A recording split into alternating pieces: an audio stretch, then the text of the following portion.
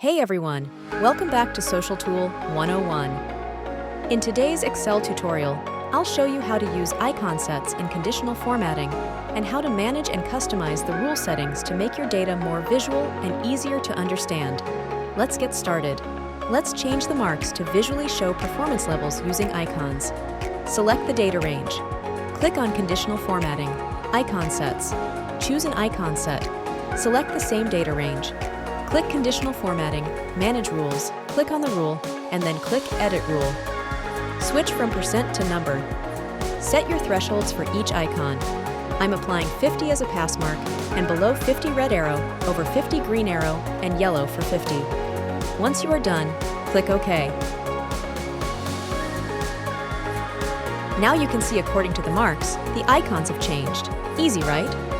And that's how you use icon sets in Excel and fully customize them using conditional formatting rules. If you found this video helpful, hit that like button, subscribe for more Excel tutorials, and drop a comment below if you have a question or suggestion.